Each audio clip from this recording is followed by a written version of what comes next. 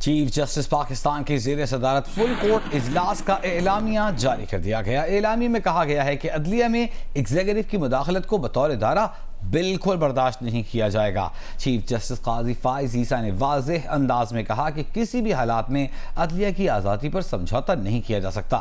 اعلامیے کے مطابق full court meeting نے 6 ججز کے خط میں اٹھائے گئے ایشوز پر غور کیا۔ اعلامیے میں کہا گیا ہے کہ وزیر اعظم سے ملاقات میں انکوائری کمیشن تشکیل دینے کی تجویز آئی۔ اچھی ساکھ والے ریٹائرڈ جج کی سربراہی میں انکوائری کمیشن کو معاملے کی چھان بین کرنی چاہیے۔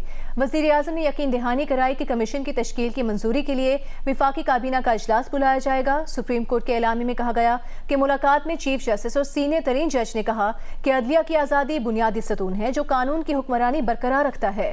وزیر اعظم نے یقین دلایا کہ وہ آزاد عدلیہ کو یقینی بنانے کے لیے مزید مناسب اقدامات کریں گے۔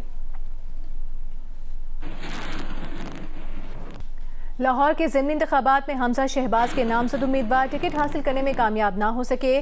جیو نیوز لاہور کے بیورو چیف رئیس انصاری کے مطابق حمزہ شہباز نے اپنے خالی کیے جانے والے حلقے پی پی 147 میں کبیر تاج اور ماجد ظہور کا نام دیا تھا، تاہم اس حلقے سے شاہدرہ سے مسلم لیگ نون کے سابق ایم این اے ملک ریاض ٹکٹ لینے میں کامیاب ہو گئے۔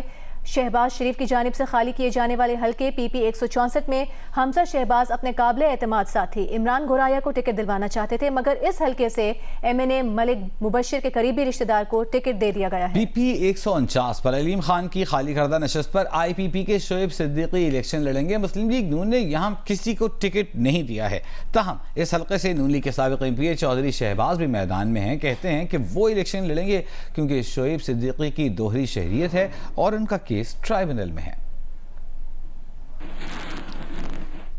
پروگرام کیپٹل ٹاک میں تحریک انصاف اور مسلم لیگ نون نے اتفاق کیا ہے کہ سیاست اور عدالتی معاملات میں خفیہ اداروں کی مداخلت روکنے کے لیے تمام سیاسی جماعتوں کو مشترکہ حکمت عملی بنانی ہوگی۔